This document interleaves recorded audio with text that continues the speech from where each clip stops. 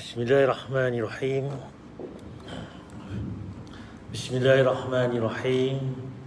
Assalamualaikum warahmatullahi wabarakatuh.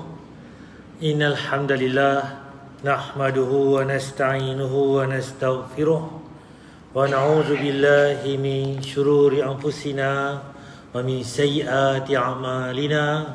Man yahdihillahu fala mudhillalah wa man yudlil fala hadiyalah. Asyhadu an la ilaha illallah wahdahu la syarika lah wa asyhadu anna Muhammadan abduhu wa rasuluh. Amma ba'd. Yang saya hormati Tuan Imam Barisan Jatuh Kuasa Masjid Al-Muqarrabin Bohok Empiang Kangga Perleh, tuan-tuan, perempuan diberi Allah sekalian. Pertama sekali marilah sama-sama kita manjatkan rasa syukur kita pada Allah Subhanahu Wa Taala kelimpah kurnianya, dengan rahmatnya diberi masa kepada kita, diberi tenaga, diberi kesihatan dan juga kesempatan pada pagi ini dapat sama-sama kita hadir untuk sama-sama kita solat subuh berjemaah dan dapat kita sambung kuliah mingguan kita. Untuk maklumat tuan-tuan, hari ini 11 Januari bersamaan dengan 27 Jamadil Awal, dan tajuk kita hari ini kita sambung bab masjid, yang mana apakah larangan, apakah tegahan Allah Subhanahu Wa Taala dan Rasulullah SAW berkaitan dengan masjid ni. Dan ada satu bab tuan-tuan, cerita ni berkaitan dengan larangan memakan bawang putih atau bawang merah ketika masuk masjid. Macam mana cerita dia ni? Makan bawang merah, bawang putih masuk masjid. Kita mungkin tak makan kot, duduk saja nak makan, tak ada pasal tak. Cuma dia berkaitan dengan petai, jerin, buah durian ke apa tu, adakah termasuk larangan yang Nabi bawa ni? Dan apakah akibat dia tuan-tuan? Kita tengok sekali. Kalau makan boleh, tapi tuan-tuan akan rugi suatu benda yang sangat besar tuan-tuan. Sebelum saya nak pergi ke tajuk kita hari ini, kita akan semak sikit tentang ucapan ini boleh merubah rasa lautan.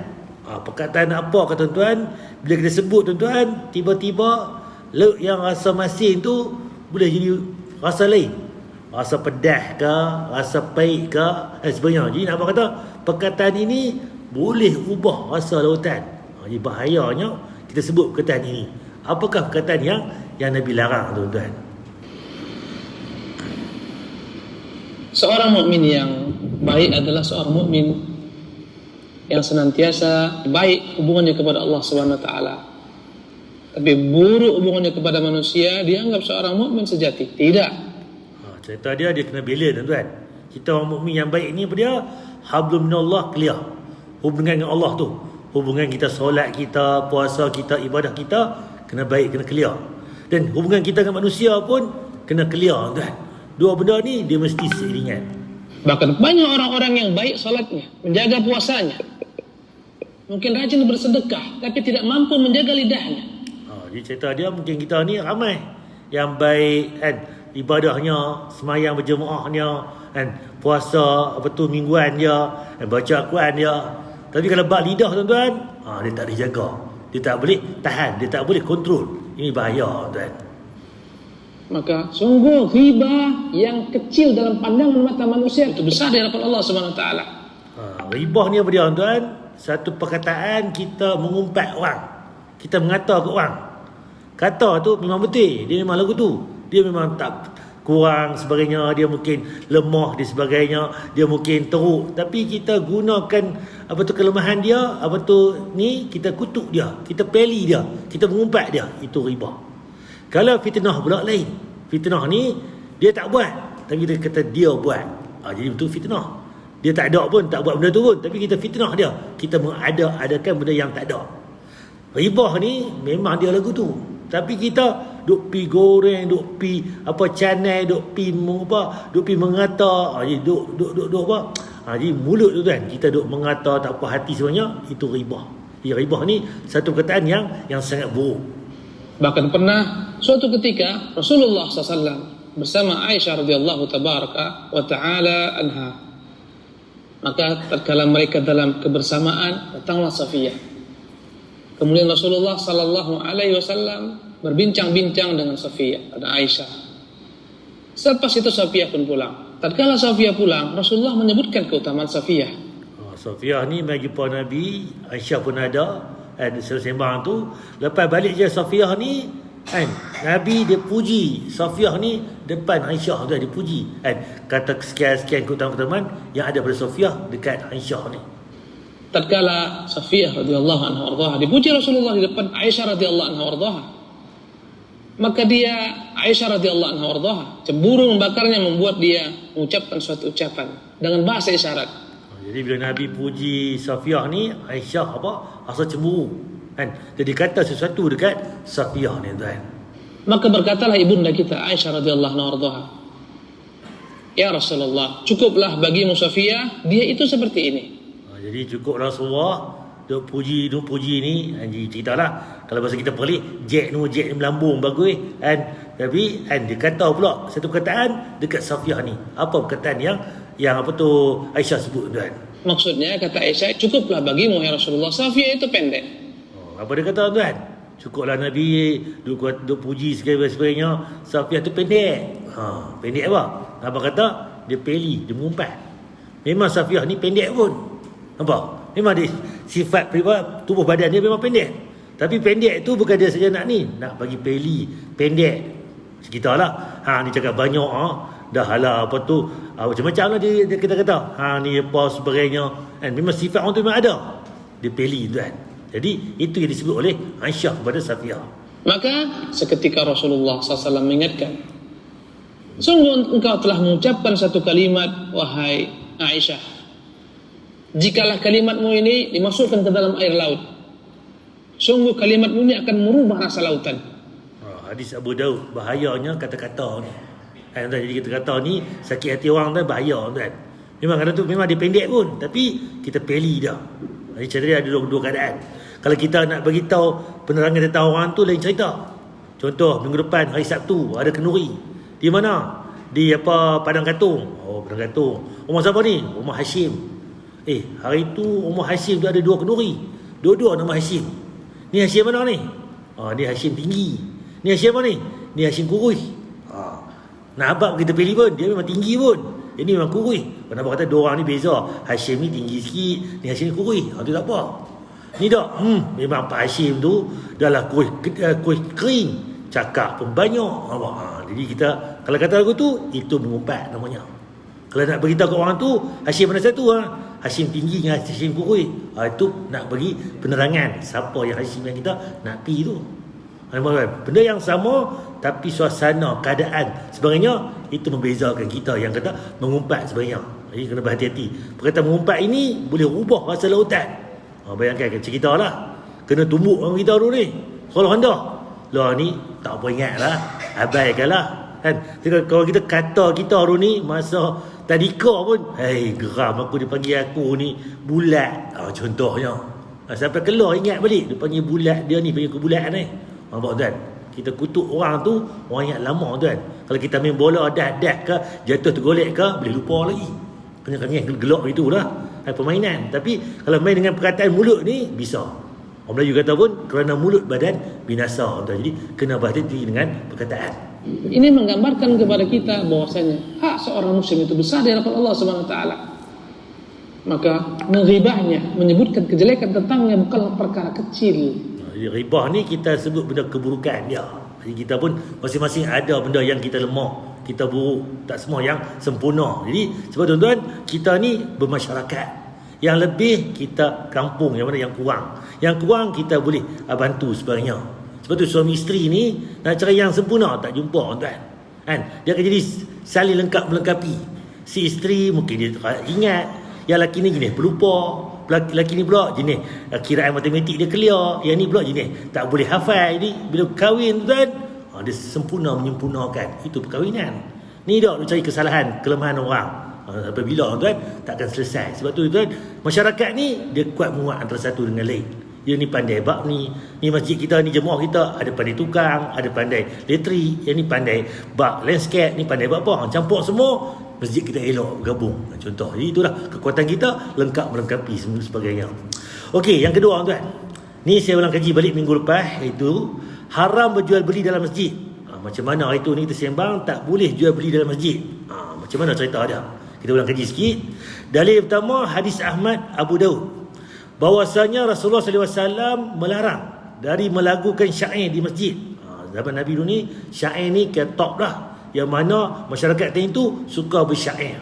Dia buat apa? Dia akan pelekat syair-syair yang hebat ni di Kaabah-Kaabah sebagainya. Kemudian Nabi larang pula berjual beli. Dalam masjid tak boleh jual beli. Dan membuat halaqah pada hari Jumaat sebelum solat. Hari Jumaat ni kita mewah masjid, kita beribadah kepada Allah. Yang baca Qurannya, yang berzikirnya, yang salawatnya, yang iktikafnya. Jadi dekat dengan Jumaat tu tak boleh buat sebarang majlis ilmu. Jadi sebab apa? Orang main nak buat ibadah masing-masing. Tentu hak peribadi tuan-tuan. Jadi antara lebih kurang kata kalau ni 10, 11, 12 tu hindahlah buat sebarang ibadah apa, buat majlis sebagainya. Kalau buat kuliah duha pun buat awal 8 pagi, 9 pagi, 10 pagi, iyalah. Sampai pukul 11 tu boleh berhenti dah. Sebab apa? 11, 12, 1 tu orang nak mai awal masjid, orang nak beribadah. Sebab tu Nabi larang buat halaqah pada hari Jumaat. Dan kan boleh je belajar hadis, belajar apa tu tafsir, ni belajar tajwid, ni belajar ni kan, pelbagai majlis ilmu. Ya, tapi hari Jumaat tu nak dekat semayang tu berhenti dah. Time lain buatlah petang ke, pagi ke, malam ke, bila-bila ke, silakan. Nampak tak? Itu nak beritahu tuan, tak mana yang Nabi larang dan Nabi suruh. Hadis Ahmad Abu Daud. Okey, cerita tuan. Okey, yang kedua tuan, cara menghapus dosa. Hapus dosa dengan senyuman. Kita ada dosa tuan, banyak dosa kita ni. Rupanya tuan, dengan dosa kita ada lah ni, macam mana nak hapus dosa? Salah satu je dengan senyuman. Tuan-tuan kenyih tuan. Tuan-tuan senyum ni salah satu penyebab dosa diampun. Pahala diberikan tuan-tuan dengan senyuman ni. In tansurullaha yansurkum wa yuthabbit aqdamakum. Di antara ajaran adab yang diajarkan oleh Islam kepada kita kaum muslimin adalah untuk menampakkan senyuman ketika kita berjumpa dengan saudara kita lainnya. Jadi salah satu kita ni muamalah ni, jumpa kawan-kawan, adik-beradik, sahabat handai kita tetangga ni, jumpa saja kita boleh senyuman tuan. Kan? Senyum kawan kita ni. Itu salah satu adab yang mana Nabi suruh kita buat sebenarnya. Tapi tak ramai orang kita yang mengamalkan benda ni. Menampakkan senyuman kita di hadapan teman kita, rekan kita, dan saudara-saudara kita muslimin lainnya. Dan yang amat disayangkan adalah banyak di antara kita, di antara kaum muslimin yang melupakan adab yang satu ini atau bahkan meremehkannya. Kita rasa tak apalah, kada apa pun, kenyih kan. Tak tuan, senyuman ni salah satu benda yang sangat besar sebenarnya, yang mana Nabi anjurkan. Bila Nabi anjur tu mesti ada sebab di sebalik penganjuran ataupun Nabi suruh tu. Padahal Rasulullah SAW di dalam sebuah hadis yang sahih diriwayatkan oleh Muslim, beliau pernah bersabda, janganlah engkau pernah meremehkan sedikit pun dari amalan-amalan kebajikan, walau itu hanya dengan menjumpai menemui saudaramu dengan wajah yang ceria, dengan senyuman di wajah kita.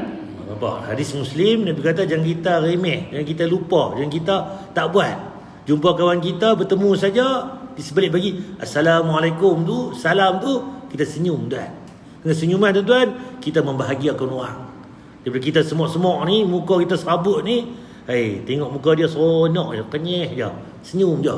Ada masalah pun jadi tak ada masalah. Nak marah pun tak jadi marah. Sebab apa? Dengan senyuman tuan.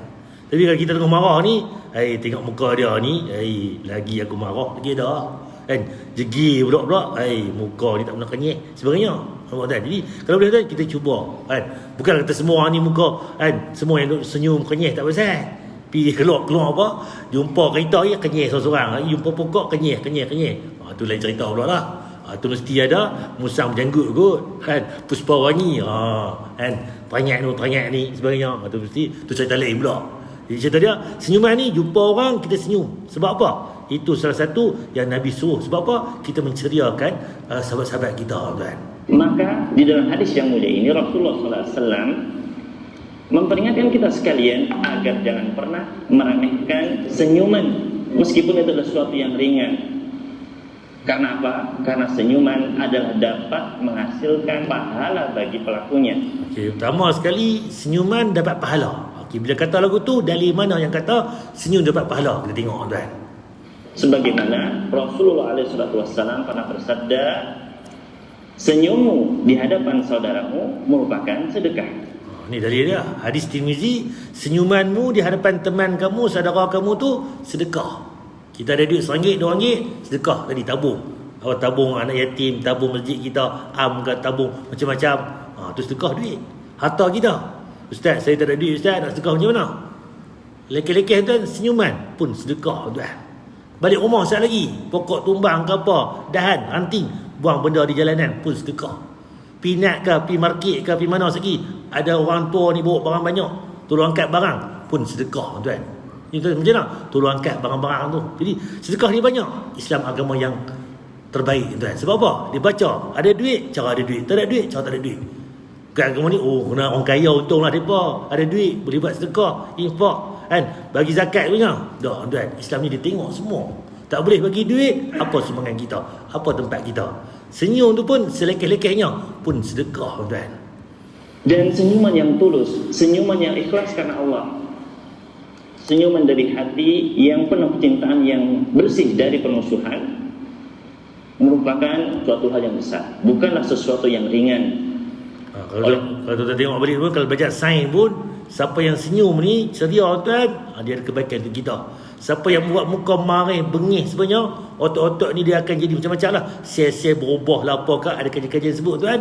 Dia tuan, benda-benda tu tuan, tu saintifik. Jadi cerita dia Nabi habaq tuan, ikut tuan, mesti ada kebaikan di sebalik benda-benda yang Nabi suruh buat itu tuan. Itu Al-Imam Mujahid, beliau rahimahullah pernah mengatakan, apabila seseorang berjumpa dengan temannya, saudaranya yang lainnya, kemudian dia menampakkan senyuman, menampakkan keceriaan di wajahnya, maka akan gugurlah dosa-dosa dari keduanya.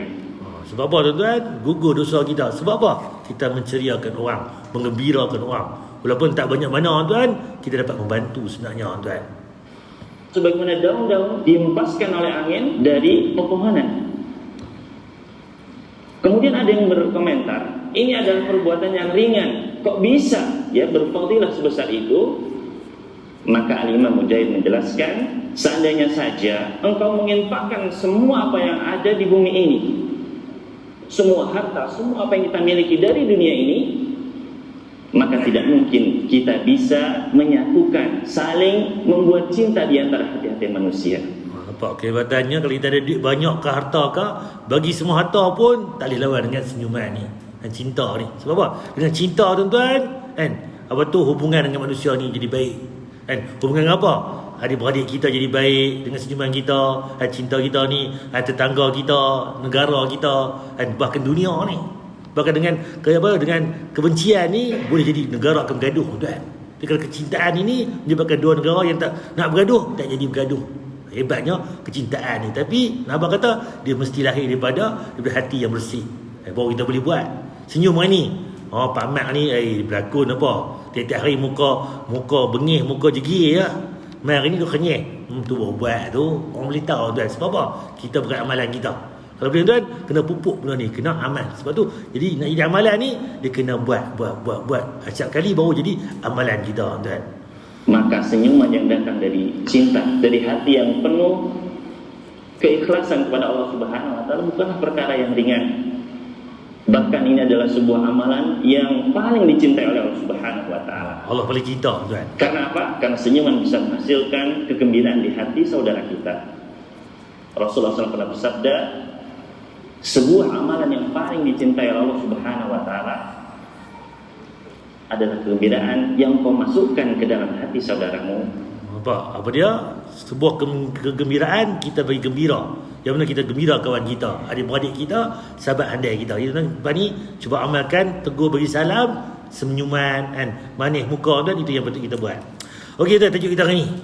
Bab masjid larangan memakan bawang putih, bawang merah masuk masjid. Apa cerita dia hari ni tuan-tuan?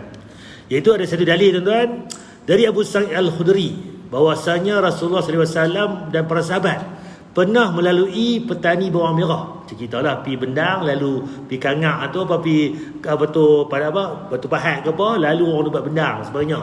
Tu kita Bendang. Tapi di zaman Nabi ni ada depa ni petani tanam bawang merah. Lalu sebahagian orang yang ikut Nabi tu, dia turun, dia pergi ambil makan bawang-bawang tadi. Namun sekelompok lagi yang lain tak makan. Ada dua golongan yang ikut Nabi tu, satu turun makan, satu tak turun makan. Lalu kami yang pergi kepada beliau. Jadi dia pun pergi kepada Nabi, maka beliau memanggil orang yang tidak makan. Jadi siapa yang tak makan bawang, mari jumpa Nabi tu. dan mengakhirkan yang lainnya yang memakan bawang sehingga hilang baunya. Jadi siapa yang makan bawang tadi, Nabi panggil lalah, ikut belakang. Nampak tuan? Diriwayatkan oleh Muslim. Dari ini nampak Nabi mengutamakan orang yang tak makan bawang. Yang makan bawang, Nabi mengakhirkan. Jadi tak nampak lagi pasal apa Nabi kata lagu tu. Tapi dapat kata, Nabi suka orang yang tak makan bawang. Yang makan bawang ni Nabi mengakhirkan. Dan sampai bila? Sampai hilang bau dia, bau mai ikut Nabi tu tuan. Ni dalil yang pertama. Dalil yang kedua pula dari Ibnu Umar, bahwasanya Rasulullah SAW pernah bersabda, barang siapa yang memakan sayuran ini, maka janganlah mendekati masjid kami sehingga hilang baunya, iaitu apa dia? Bawang putih. Diriwayatkan oleh Muslim. Jadi siapa yang makan bawang putih, jangan mai masjid kami. Sampai bila? Sampai hilang bau. Ustaz, lagu tu tak pergi masjid lah. Tak, masjid kena mai. Cuma tuan, kena bagi hilang dulu bau dia. Itu dalil dia. Jadi apa dia lagi? Pasal apa Nabi larang ni? Tadi pergi berjalan musafir pun Nabi mengutamakan orang tak makan bawang. Ni nak main masjid pun Nabi larang orang yang makan bawang ni, bagi hilang bau baru main masjid. Tu ada dua dalil kan. Kita pergi yang ketiga pula. Dari Abu Ayyub Al-Ansari, ia berkata Rasulullah SAW diberikan makanan. Satu hari Nabi diberi makanan. Beliau makan. Bila orang bagi makan ke Nabi, sifat Nabi akan makan, rasa makan dan memberikan selebihnya, sisanya kepada orang lain pula. Share kan. Main makan dah roti ke apa, Nabi ambil sikit, Nabi share kawan-kawan yang lain, sahabat-sahabat yang lain. Kemudian satu hari itu Rasulullah SAW diberi makanan kepadaku tanpa beliau makan kerana padanya terdapat bawang putih. Sahabat di tepi Nabi ni, Nabi orang bagi makanan kat dia, lepas tu bagi kat orang sebelah. Sahabat tengok, Nabi tak sentuh pun makanan tadi, roti ke apa ke tak tahu, Allah alam. Tapi sebab apa? Rupanya di situ ada bawang putih. Lalu aku bertanya kepada Nabi, sahabat ni bila nampak Nabi tak makan, benda ni haram ke? Kalau sebelum ni Nabi makan, Nabi bagi kat dia. Tapi cerita ni Nabi bagi terus, tak makan pun. Sahabat-sahabat takut benda tu jadi haram. Jadi apa Nabi sahabat tanya, apakah ia diharamkan? Mereka berhati-hati sahabat-sahabat ni. Beliau SAW pun menjawab, tidak, tak haram. Akan tetapi aku membencinya kerana faktor baunya. Aku tak makan benda ni sebab apa? Bau dia tu. Tak apa-apa nak menyenangkan. Ataupun kalau kita bau dia busuk. Kan? Kemudian Abu Ayyub pun berkata, sesungguhnya aku membenci apa yang kau benci. Kalau kau tak makan semua, aku pun tak makan benda ni. Itu sahabat-sahabat tuan, dia berikut Nabi tuan. Hadis riwayat Muslim. Ada 3 cerita tuan. Kita pergi lagi tuan. An-Nawawi rahimahullah berkata, perkataannya tentang bawang putih.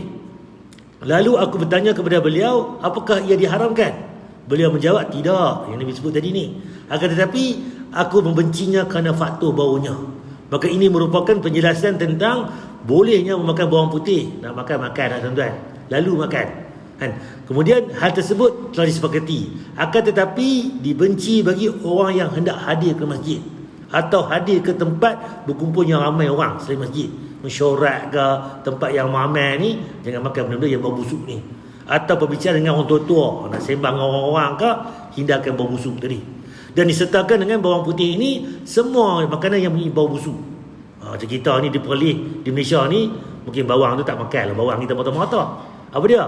Terian, apa lagi?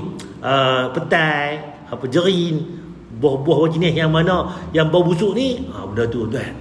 Kita mungkin sedap, petai ni pantang jumpa Ustaz, sedap Ustaz. Tapi kawan kita ni sebelah ni, pantang bau apa? Petai, nak termuntah lah sebagainya. Nak main masjid, Allahu Akbar, siapa makan rian pula dah, belahak.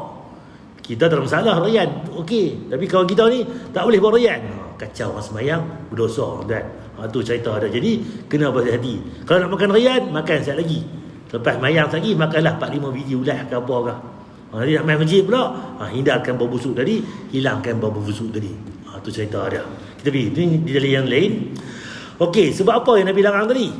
Ni punca, kalau sekadar kawan tak suka, pergi kat dia lah. Dia tak suka, kita suka. Tu kita kata lagu tu. Tapi rupa-rupanya tuan-tuan, makan bawang dapat mengganggu malaikat di masjid. Tuan, makan bawang ni rupanya mengganggu malaikat di masjid. Apa dalil dia? Bila sebut lagu tu mesti ada dalil. Apa dia? Qala Allah, qala Rasul.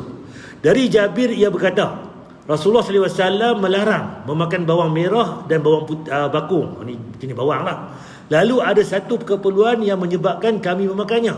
Sahabat-sahabat makan, beliau bersabda, Rasulullah bersabda, barang siapa yang memakan tanaman yang busuk ini, bau ini, maka janganlah mendekati masjid kami, kerana malaikat rahmat merasa terganggu sebagaimana manusia merasa terganggu dengan bau busuknya.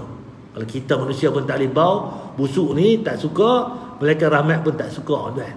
Rupanya tuan, dalam masjid ni ada malaikat, tuan, yang mana dia ni, tuan, dia mai kepada kita ni, dia berdoa kita, ya Allah ampunlah si fulan, ya Allah rahmatilah si fulan.